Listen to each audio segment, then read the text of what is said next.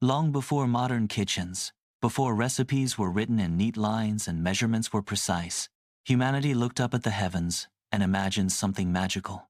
What do the gods eat? Across continents and civilizations, ancient texts, myths, and sacred writings painted vivid pictures of divine feasts, tables overflowing with mysterious foods, glowing fruits, immortal drinks, and meals that held the power of life itself. This is the story of those meals, a journey through the kitchens of the gods. The nectar of immortality. Greece. High atop Mount Olympus, the Greek gods gathered in golden halls filled with laughter, music, and endless celebration. Their secret to immortality? Two sacred substances, nectar and ambrosia. Ancient poets like Homer described ambrosia as a divine food, sometimes a honey-like paste, sometimes a fragrant oil and nectar, as a drink sweeter than anything on earth. Together, they didn't just nourish the gods, they made them immortal. Legends say that even a drop could transform a mortal.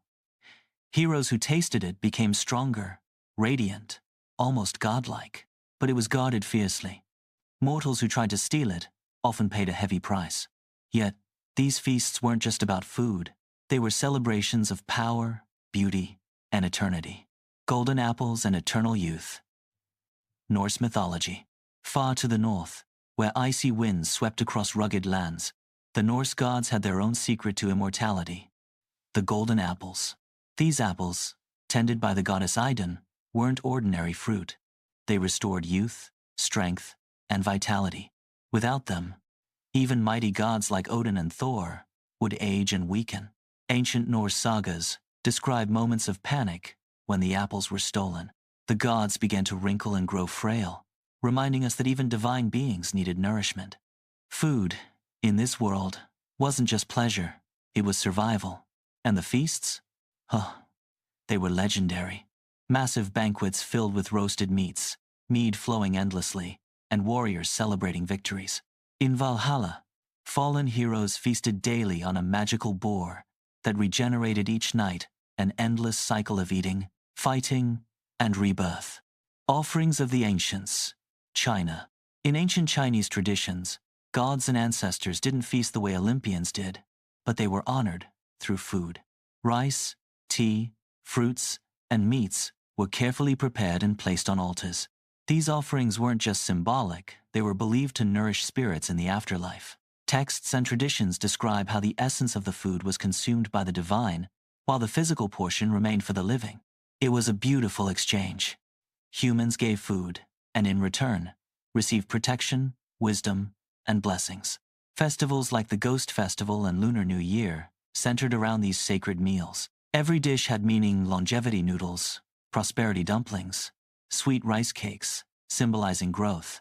Here, food was connection, a bridge between worlds. Sacred crops of the gods.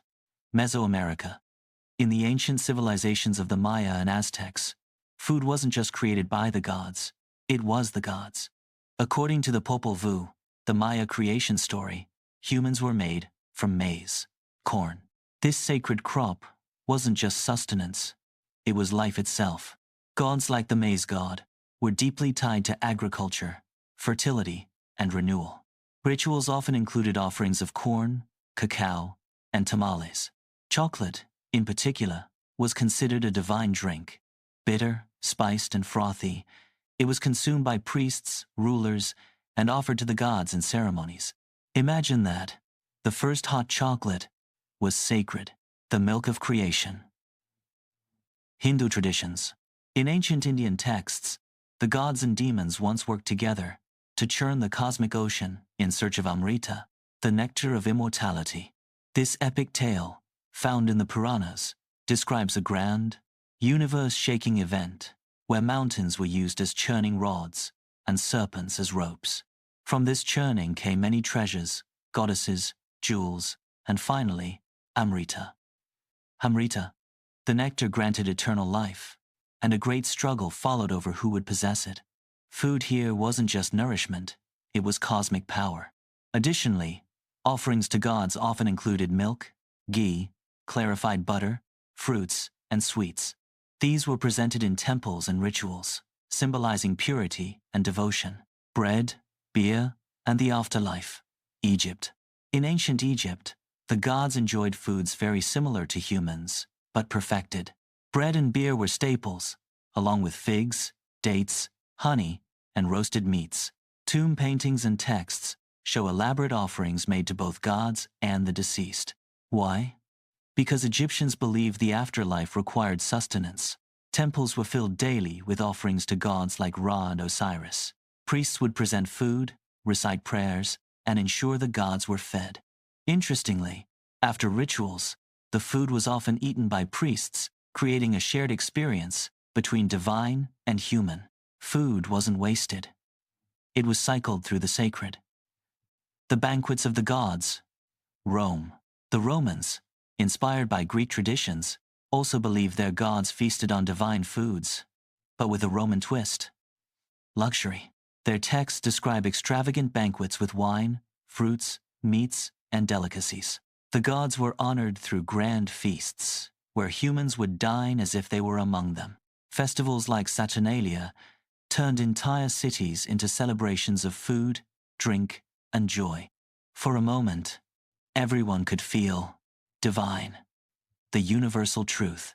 Across all these cultures, Greek, Norse, Chinese, Mesoamerican, Indian, Egyptian, Roman, one truth remains. Food was never just food. It was immortality, connection, power creation, celebration, survival. The gods didn't just eat. They embodied what food meant to humanity. Final bite. What does it mean today? Even now, thousands of years later, we still carry these traditions. Holiday feasts, offering food at graves, sharing meals with loved ones, celebrating with sweets and drinks. Every time we gather around a table, we echo something ancient, something divine. Because maybe, just maybe, the gods never stopped eating. They simply taught us how to share.